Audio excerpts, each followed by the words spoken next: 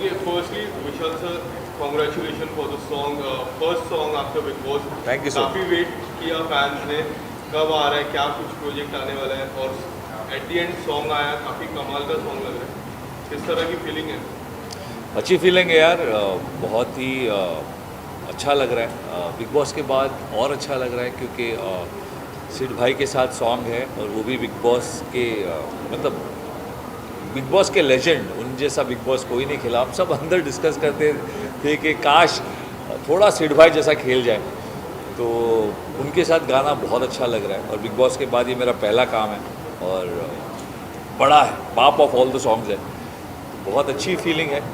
मेरे लिए कोई भी काम बड़ा या छोटा नहीं होता, अच्छा या बुरा होता है, और ये काम तो बहुत ज़्यादा अच्छा है।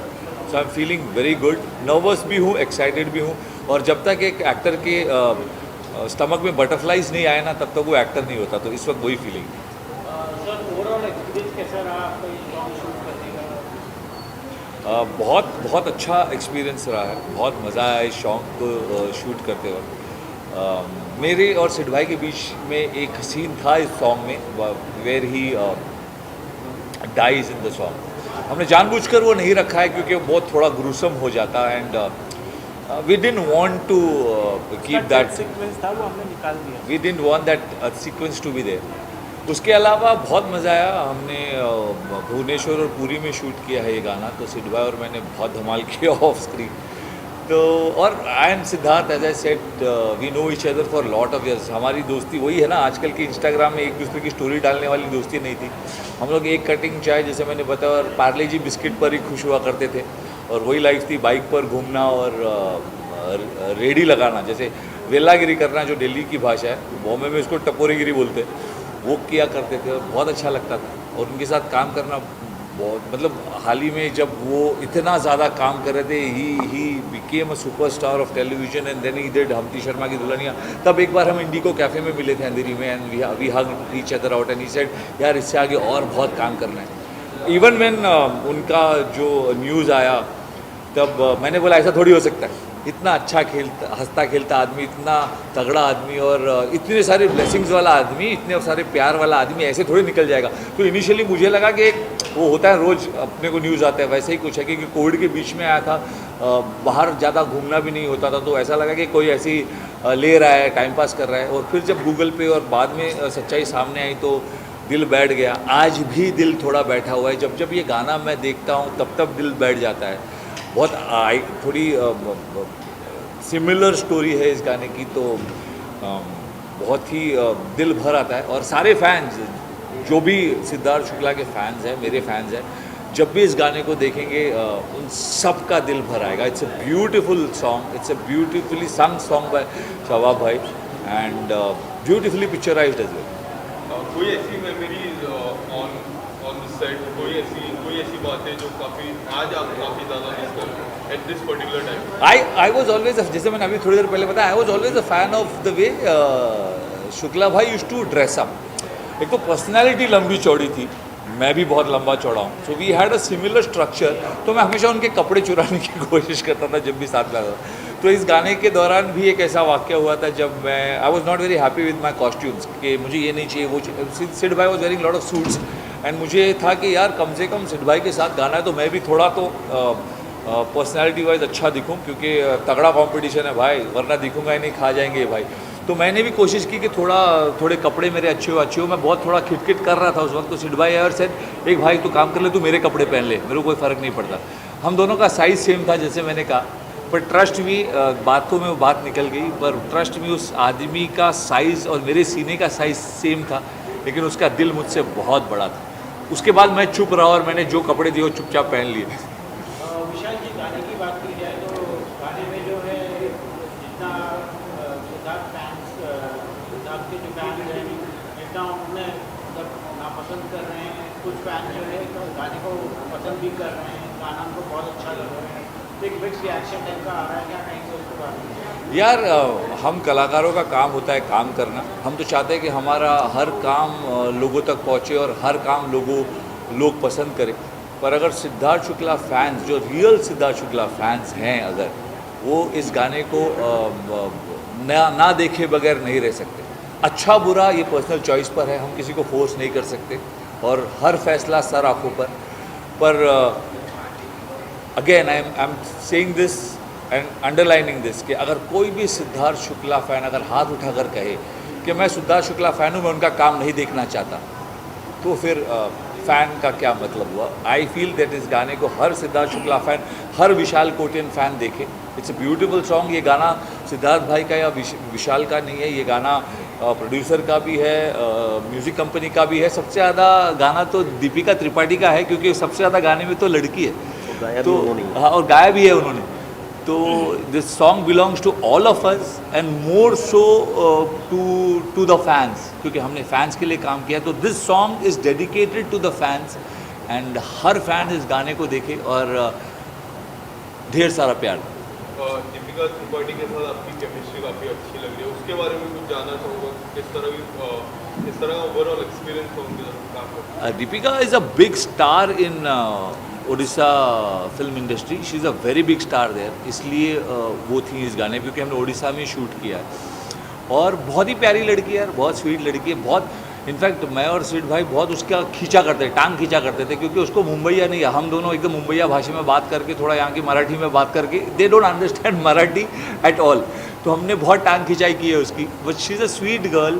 वो थोड़ी सी सहमी हुई थी कि मुंबई से 2 एक्टर्स आ रहे हैं, 2 स्टार्स आ रहे हैं and I belong to Orissa and उन्होंने हमें टीवी पर देखा था बहुत ज़्यादा, but we made her feel comfortable. और उसके बाद तो that is the reason you can see the chemistry, क्योंकि मैं और सिद्धार्थ भाई दोस्तों के दोस्त हैं, मस्ती करते थे। और सर आपसे जानना चाहिए कि इतना टाइम क्यों लग गया है इस सॉन्ग को पर्दे पे लाने के लिए, और ये भी जानना चाहेंगे अगर मेकर की तरफ आने वाला प्रोसेस क्या रहेगा। किसी भी सॉन्ग का आना ना आना ट्रस्ट में एक्टर के हाथ में होता ही नहीं है। इट इज़ द मेकर्स और द प्रोड्यूसर और the music company that decides कोई भी गाना कब आए, क्योंकि एक्टर काम करता है, पैसे लेता है और एक्साइटेड रहता है कि कब गाना आए और कब मुझे अपना काम देखने मिले, कब मेरे फैन मुझसे प्यार करें। बस एक्टर का इतना ही काम होता है। सो इस गाने के बारे में महेश जी और अमित जी ज़्यादा बता सकते हैं कि इसको क्यों वक्त लग गया और क्या। I have been a part of this song, so I will definitely, I know the whole process, क्योंकि मैं बार बार पूछता था कि कब आ रहा है so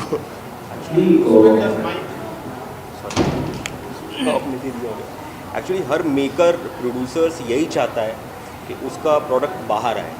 मुझे ऐसा लगता है कि जैसे कि अगर ये एक्सीडेंटल अगर उस इन द मेकिंग में हुआ होता तो शायद हो सकता है ये गाना रिलीज़ नहीं होता और ये गाने में कुछ प्रॉब्लम होती, बट ऑलरेडी ये गाना शूट हो चुका था। तो फिल्म मेकर्स और प्रोड्यूसर्स हर कोई ये चाहता है कि उसका जो भी प्रोडक्ट है वो बाहर आए। सो आज ये गाना आ रहा है तो मुझे नहीं लगता कि किसी को कोई इशू होना चाहिए।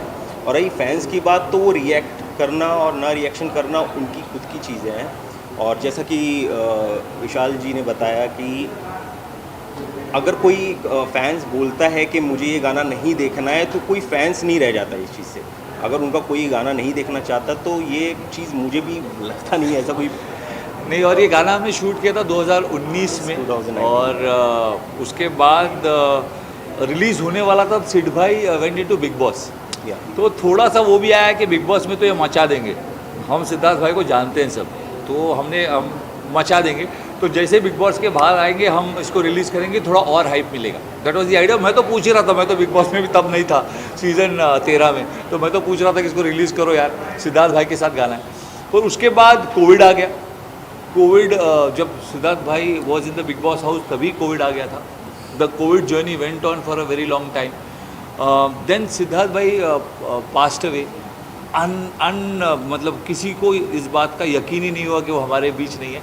और उस वक्त ना, अगर ये गाना, जैसे आपने गाना देखा, उस वक्त अगर मुझे ऐसा लगता है ये गाना रिलीज़ करते, क्योंकि मैंने इनसे तभी बोला था कि रिलीज़ कर रहे हैं क्या, तो ये दे सेड कि नहीं यार, इस वक्त अगर रिलीज़ करेंगे ना, wait for it, we shall have patience. इस वक्त रिलीज़ करेंगे तो बहुत, मतलब we'll be playing with the sentiments of the audience and the fans, क्योंकि बहुत आइकॉनिक है कि गाने में भी ऐसे ही हो रहा है। And so they waited. उसके बाद मैं बिग बॉस में चला गया। मैं तब भी पूछ रहा था कि गाना रिलीज़ कर दो, क्योंकि मुझे शायद and I am being very honest and straight, मुझे इस गाने से शायद सबसे ज़्यादा तब फ़ायदा होता जब मैं बिग बॉस में होता और ये गाना आता। लेकिन it was there decision, maker decision, which actor का जेन्युइनली कोई उस पर हक ही नहीं होता, क्योंकि हक होता तो मैं बोलता बिग बॉस में जब वो तब रिलीज़ कर दो, फ़ायदा होगा, पर वो नहीं किया, वो नहीं हुआ।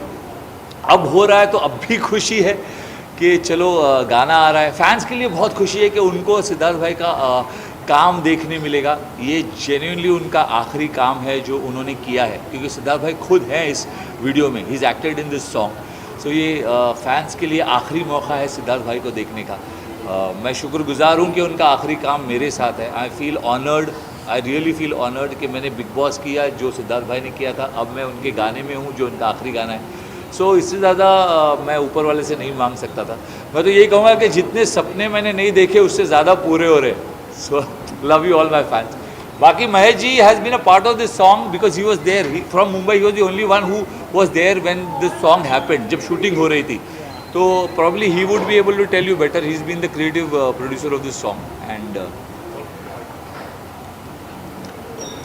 मुझे ऐसा लगता है कि अगर फ़ायदा अगर होना होता, अगर फ़ायदा तो अगर सिद्ध भाई के जाने के बाद अगर हम लोग रिलीज़ करते तो ज़्यादा फ़ायदा मिलता अगर देखा जाए तो। बट हमें इतना टाइम जो लगा है तो वो ज़रूरी था कि प्रोडक्ट अगर बना हुआ है तो हमें रिलीज़ किया जाए। अगर हमें फ़ायदा मिलने की बात होती तो चाहते तो हम उसी टाइम पर रिलीज़ कर सकते थे, हमें ज़्यादा फ़ायदा होता। अगर लोग सोचते हैं कि हम उनके भाई की, सिद्ध भाई की टीआरपी के लिए हम लोग चीज़ें कर रहे हैं या लाइमलाइट लाने के लिए कोशिश कर रहे हैं, तो ऐसा कुछ भी नहीं है। ये बना हुआ ऑलरेडी सॉन्ग था, उन्होंने वो खुद चाहते थे कि ये सॉन्ग रिलीज़ हो, लोगों के सामने आए, तो हम लोगों ने बस ये चीज़ें कोशिश की है। जैसे मैंने पहले भी कहा, कोई भी गाना, frankly speaking, I am just talking as an actor, कोई भी गाना ना एक्टर का होता है, प्रोड्यूसर उसमें पैसे लगाता है, म्यूज़िक कंपनी पैसे लगाती है, पर वो गाना एक्चुअली फैंस का होता है। तो जैसे मैं चाहता हूँ कि अगर कल मैं ना रहूँ, अभी मैं ये बोल रहा हूँ कैमरा पे, क्योंकि कोविड के टाइम पे आपने देखा है कि किसी का कोई भरोसा नहीं है भाई, जितनी छोटी ज़िंदगी है जी लो। तो अगर कल भी मैं भी ना रहूं तो मेरा कोई बाकी काम होना तो प्लीज़ उसे रिलीज़ कर देना। मैं ऊपर से देखकर खुश होऊंगा कि मेरा काम रिलीज़ हो रहा है, क्योंकि हर एक्टर काम इसीलिए करता है कि उसके फैंस तक पहुंचे, और अगर फैंस तक मेरा कोई भी काम पहुंचे ना तो मैं खुश हूँ। उसी तरह मैं चाहता हूँ कि ये सिद्धार्थ भाई का आखिरी गाना है तो वो सारे फैंस देखें और उसे एंजॉय करें एंड ढेर सारा प्यार दें। Love you all. बोल बम।